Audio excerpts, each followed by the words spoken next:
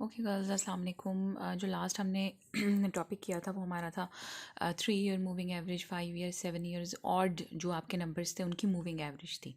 ठीक है, 3, 5, 7 इस तरह थे आपके। अब जो मैं आपको बता रही हूँ that is 4 year moving average centred. इसको हम कहते हैं 4 ईयर मूविंग एवरेज सेंटर्ड, क्योंकि हमें इसे सेंटर करना पड़ता है। ठीक है, तो ये थोड़ा सा उस मूविंग एवरेज तो है लेकिन थोड़ा सा डिफरेंट है। तो इसका वे जब आप 4 ईयर निकालते हैं तो हमें इसको पहले थोड़ा सा सेंटर करना पड़ता है। तो हम उसको देखते हैं कि किस तरीके से आपने करना है। जब आप 4 ईयर की मूविंग एवरेज निकालेंगे तो डेफिनेटली आपको पहले सबसे पहले 4 ईयर मूविंग टोटल चाहिए होगा। तो आपने 4 ईयर का टोटल निकालना है। ये 4 साल आपके बनते हैं। आपको नज़र आ रहा होगा कि जब मैंने बीच में एक लाइन स्किप की है, जब आप काम करें तो तब भी आप एक लाइन ज़रूर स्किप करें, क्योंकि हमें इसको सेंटर करना है। तो उसका सेंटर जो है उसके बीच में बन रहा है 2 सालों के, तो हमारे पास जो है वो स्पेस नहीं होगी। तो आपने जो है यहाँ पे ये 4 ईयर्स का आपने टोटल निकालना है। जब आपने ये 4 साल लिए तो आप देख रहे हैं कि जो इसका सेंटर बन रहा है वो बन रहा है 1949 और 1950 के बिल्कुल दरमियान में, यहाँ पर आपका बन रहा है। ठीक है, तो आपने इसलिए यहाँ पे मैंने एक लाइन छोड़ी है। जब आप इसका टोटल करेंगे तो ये आपके पास आता है 174। तो आपने यहाँ पे 174 लिख लिया। फिर उसी तरीके से आपने इसको स्किप किया और फिर आगे वाले साल को शामिल किया। करना आपने उसी तरीके से है, बस फिर सिर्फ फ़र्क इतना है कि जो आपका टोटल आ रहा है वो साल के सामने नहीं आ रहा बल्कि साल के दरमियान में आ रहा है। जब आपने इसको स्किप किया तो ये 4 साल आपके बन रहे हैं, ये और ये। इसका सेंटर 1950 और 1951 के दरमियान बन रहा है और ये टोटल आपके पास आ रहा है 162.9। ठीक है, इसी तरीके से आप इसको कंटिन्यू करेंगे। अब आप इसको स्किप करेंगे, यहाँ से शुरू करेंगे, अगले 4 साल कंसिडर करेंगे। इसका सेंटर 1951 और 52 के दरमियान बनेगा और ये टोटल जो है आपके पास है 164.5। ठीक है, तो आप यहाँ पे लिखेंगे 164.5। उसके बाद फिर आपने इसको स्किप किया, यहाँ से आप कंटिन्यू करेंगे और ये 4 साल आपके पूरे होंगे और इसका सेंटर बनेगा 52 और 53 के दरमियान में और ये बन रहा है 154.1। फिर उसके बाद आपने इसको स्किप किया, यहाँ से आपने कंटिन्यू किया, ये आपके 4 साल पूरे हो गए और इसका जो सेंटर बनेगा वो डेफिनेटली 53 और 54 के दरमियान बनेगा और यहाँ पे इसका आ रहा है ये आपके पास दैट इज़ योर 148.3। तो मैंने सारे नहीं लिए, आपके एग्जाम्पल में और भी ईयर्स थे, मेरे पास इतनी स्पेस नहीं थी तो समझाने के लिए मैंने चंद साल ले लिए। इसी तरह आप कंटिन्यू करेंगे जब तक कि आपके लास्ट 4 ईयर्स शामिल ना हो जाएं और मज़ीद आपके पास जो है वो अब गुंजाइश नहीं है आगे मूव करने की। तो अब आपके ये सारे आ गए। उसके बाद अब आपने क्या करना है, 2 ईयर मूविंग टोटल निकालना है। क्यों? क्योंकि मुझे साल के सामने पहुंचना है। ठीक है, मैं इस वक्त बिल्कुल 2 सालों के दरमियान में खड़ी हूँ। मुझे ट्रेंड जो चाहिए होता है या जो एवरेजेस चाहिए होती हैं, जो हम ट्रेंड सेकुलर ट्रेंड को मेजर करें, वो साल के सामने हमें चाहिए होता है। तो अब मैं क्या करूँगी कि ये जो आपका 4 ईयर मूविंग टोटल आया इससे मज़ीद 2 ईयर मूविंग टोटल्स निकालूंगी। तो जब आप 2 ईयर मूविंग टोटल निकालेंगे तो आप 2-2 साल कंसिडर करेंगे। जब आप सेंटर करते हैं ना, तो सेंटर्ड हमेशा याद रखें 2 सालों से सेंटर होता है। तो आपने ये 2 साल कंसिडर किए, इन दोनों का आपने टोटल निकाल लिया। 174 और 162 का जो टोटल है that comes out to be, ये आपके पास आ रहा है दैट इज़ 336.9। ये बनेगा आपका 336.9 और यहाँ बनेगा इसका सेंटर। ये 2 सालों का जो सेंटर बनेगा वो यहाँ पे बनेगा, ये बनेगा 336.9। ठीक है, फिर उसके बाद आपने इसको स्किप किया, यहाँ से कंटिन्यू किया, ये 2 साल कंसिडर किए, इन दोनों सालों का टोटल निकाल लिया, ये आपके पास आ गया 327.4। फिर आपने इसको स्किप किया, आपने ये 2 साल कंसिडर कर लिए, तो आप देख रहे हैं इसका टोटल आ रहा है 318.6। फिर आपने इसको स्किप किया, फिर आपने कौन से लास्ट, हाँ, इसको स्किप किया, फिर आपने ये 2 साल कंसिडर किए, इसका टोटल आ रहा है यहाँ पे आप लिखेंगे 300 एंड कितना है 302.4। ठीक है, तो इस तरीके से अब आपके आगे कोई 2 साल मतलब लास्ट के 2 ईयर्स आपने कंसिडर कर लिए हैं। समझ आ रही है? पहले आपने 4 ईयर मूविंग टोटल निकाला और फिर उसके बाद 2 ईयर, जो 4 ईयर मूविंग टोटल निकला था उससे आपने 2 ईयर मूविंग टोटल निकाला। तो आप देख रहे हैं कि जो अब आपके पास 2 ईयर मूविंग टोटल आया वो बिल्कुल सामने आ रहा है साल के, 1950 के सामने, 51 के सामने, 52 के सामने, 53 के सामने। ठीक है, तो ऊपर के 2 साल भी आप देख रहे हैं कि नहीं है उसके सामने, 1948 और 49 के सामने आपके पास कुछ भी नहीं है और नीचे के 2 साल हैं 1954 और 55 के सामने आपके पास कोई वैल्यू जो है वो नहीं आ रही। अब आपने 4 ईयर मूविंग एवरेज सेंटर्ड निकालना है। ठीक है, तो सेंटर्ड निकालने के लिए आपके पास जो टोटल निकला है उसको आप डिवाइड करेंगे, एवरेज निकालना है ना आपने।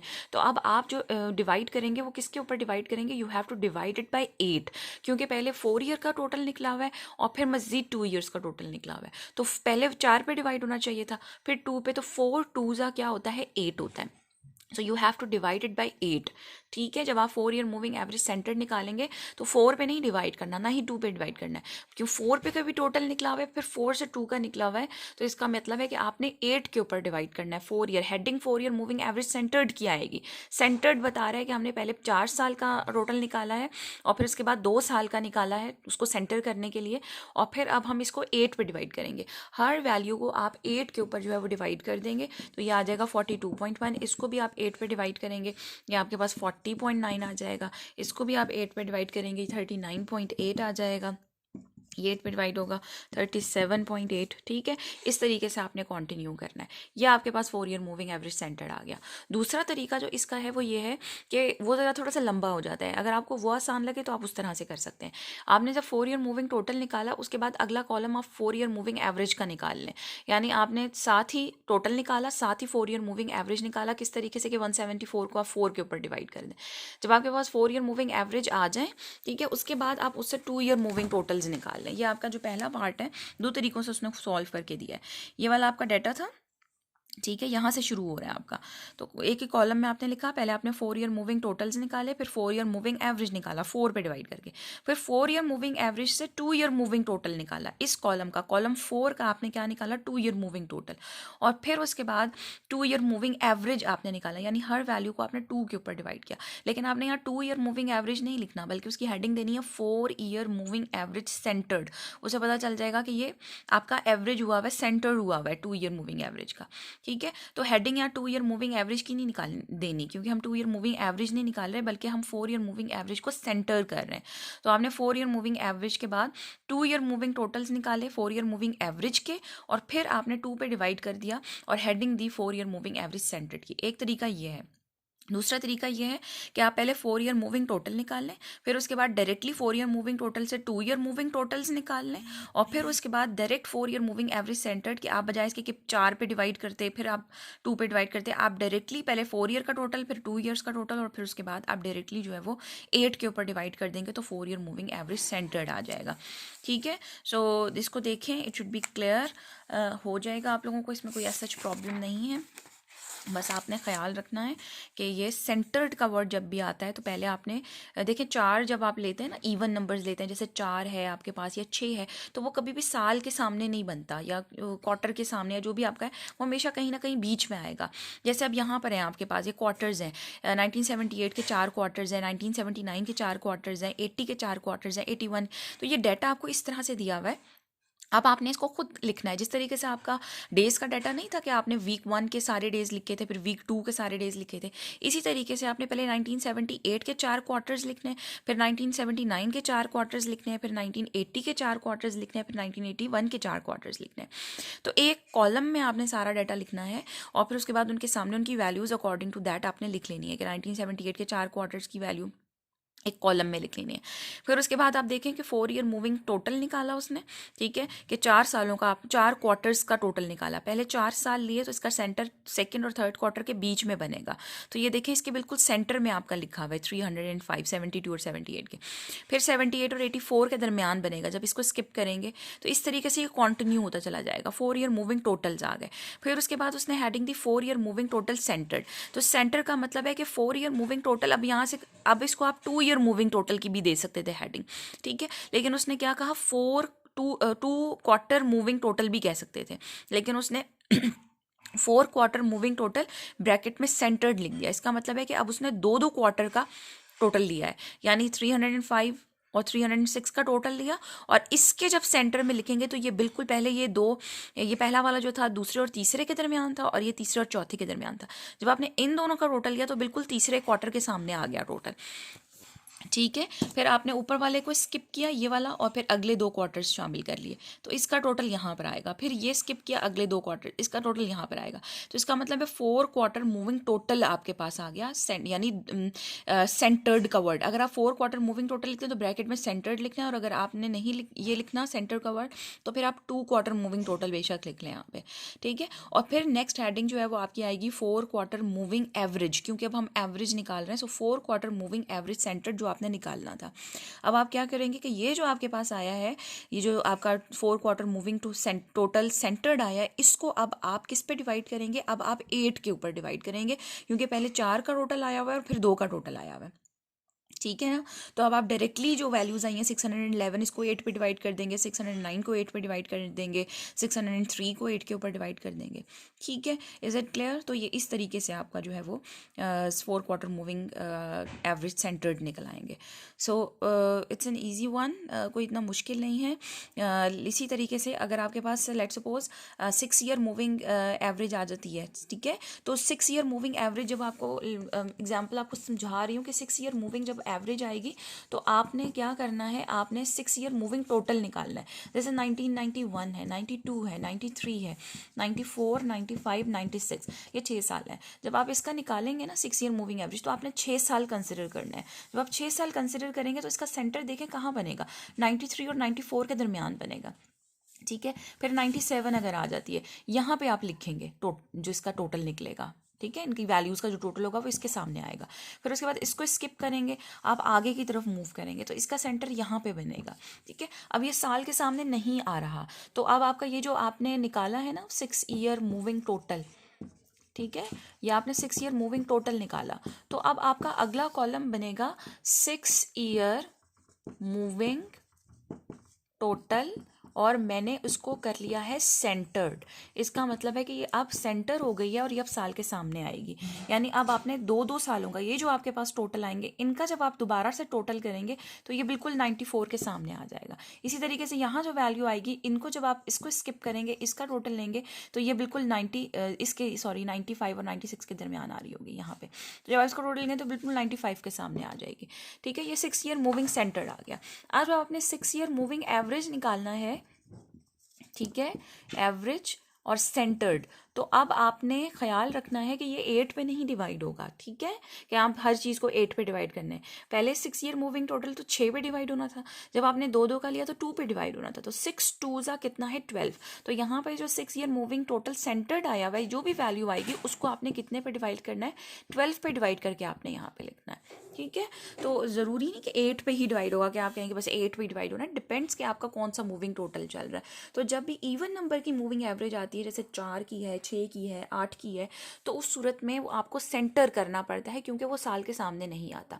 अगर 8 की आ जाती है, let suppose 8 year moving average आती है सेंटर्ड, तो पहले 8 साल का निकलेगा, फिर 2-2 सालों का निकलेगा, फिर एंड पे आप 8 2 ज़ा 16 पे डिवाइड करेंगे। समझ आ रही है? ठीक है, तो इस तरीके से आपने जो है क्वेश्चंस को अटेम्प्ट करना है। इसकी आप एक्सरसाइज में जाएंगे और अब आप एक्सरसाइज में देखेंगे कि यहाँ पे क्वेश्चंस आ जाएंगे। ये देखें, ये क्वेश्चन है अब आपके व्हाट इज़ मूविंग एवरेज, तो 7 का था, 8.12 है। B part 2 year centred moving average, तो उसमें 2-2 सालों का निकालना है, खुद ब खुद सेंटर होगा आपका, ठीक है। 2-2 सालों का आप निकालेंगे, 2 सालों का, 2 सालों के बाद फिर दोबारा 2 सालों का निकालेंगे। समझ आ रही है? पहले 2 ईयर्स का जब आप निकालेंगे, ये देखिए 1920 है और 1921 है। जब आप इसका निकालेंगे 1922 है, 1923 है, तो जब आप 2-2 सालों का निकालेंगे तो इधर आएगा, जब आप इसका निकालेंगे तो इधर आएगा, फिर आप इसका निकालेंगे तो इधर आएगा, तो ये बीच में आ रहा है। फिर दोबारा से आप इसको सेंटर करेंगे, जब आप इनका सेंटर करेंगे तो 1921 के सामने आ जाएगा, फिर जब आप इन दोनों का सेंटर करेंगे तो 1922 के सामने। तो अब जब आपने पहले निकालना है वो 2 ईयर मूविंग टोटल, फिर उसके बाद 2 ईयर मूविंग टोटल सेंटर्ड, और फिर 2 ईयर मूविंग एवरेज सेंटर्ड। तो एंड पे जाके आप किस पे डिवाइड करेंगे, 4 के ऊपर डिवाइड करेंगे। पहले 2 के टोटल, फिर 2 का टोटल, तो फिर आपका एंड पे 4 पे डिवाइड होगा, ठीक है। इसी तरीके से